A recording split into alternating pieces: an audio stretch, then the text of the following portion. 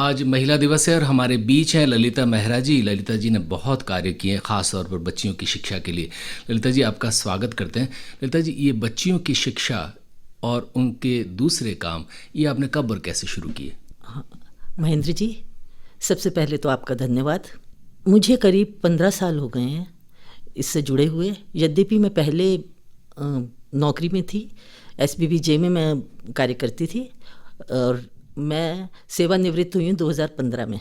उसके बाद में, उससे पहले ही बल्कि कहें तो मैं इस कार्य से जुड़ गई थी, पर उसके बाद में मैं अपना पूर्ण समय इसी में दे रही हूँ। ललिता जी, ये प्रेरणा कब और कैसे मिली?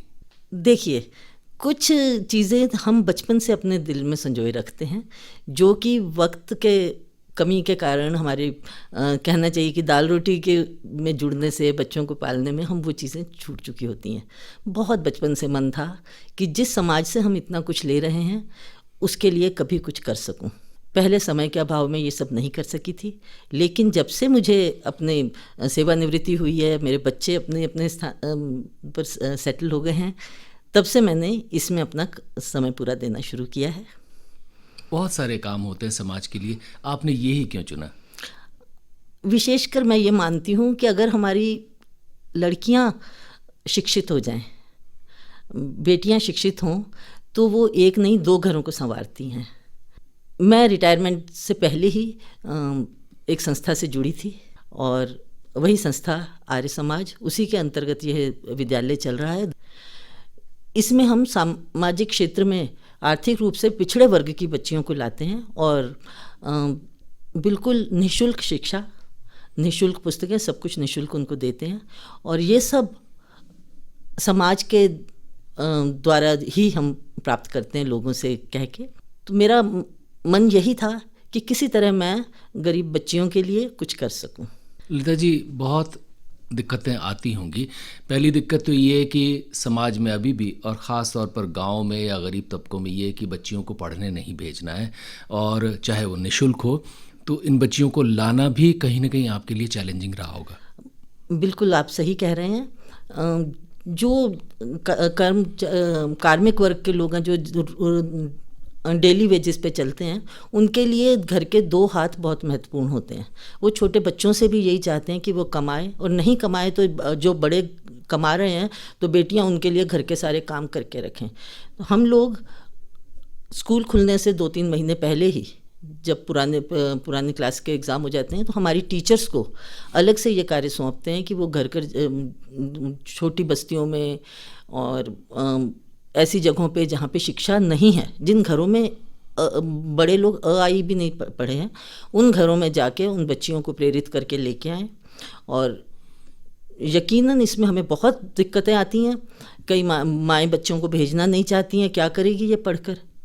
अच्छा, कई बार हम बाहर देखते हैं, जैसे भुट्टे बेचने वाली को कि 3 बच्चियां पास में खड़ी थीं और वो भुट्टे बेच रही थी। मैंने उससे बात की और उससे मैंने कहा, आप अपनी बच्चियों को पढ़ाइए, हम आपको बिना पैसे के, मैं आपकी फ़ीस भी नहीं लूँगी। 200 रुपये उस समय रजिस्ट्रेशन फ़ीस थी, लास्ट ईयर की बात है। तो वो भी मैंने अपनी जेब से दे के उसकी 2 बच्चियों को मैंने भर्ती तो करा दिया, यूनिफॉर्म वगैरह भी दे दी, पर उसको हमेशा मुश्किल रहती थी। तो साल भर वो बच्चियां, और बच्चियों का बहुत मन था पढ़ने में, इसलिए हमको बहुत अच्छा लगा। उसकी बच्चियों ने बहुत जल्दी प्रगति की, पर पता नहीं उसको, वही बात है कि नहीं करना, वो उसने हटाया। हालांकि हम उसको अभी भी बहुत कह रहे हैं कि तुम्हारी बच्चियाँ पढ़ जाएंगी तो उनको ये ज़िंदगी नहीं जीनी पड़ेगी। पर इसके बावजूद बहुत बच्चियाँ हमारे यहाँ पढ़ती हैं और पढ़ के अच्छी निकलती हैं, और ये सब देखकर हमें बड़ा संतोष होता है कि हम कुछ तो कर पा रहे हैं समाज के लिए। ललिता जी, एक सोच है, और ख़ास तौर पर हमारे समाज के दुर्भाग्य से कई तबकों में ये सोच है कि लड़की पढ़कर करेगी क्या, उसको बाद में चूल्हा चौकाई तो करना है, माँ बनना है, पत्नी बनना है, तो लिहाजा उसको पढ़ाने की क्या ज़रूरत है।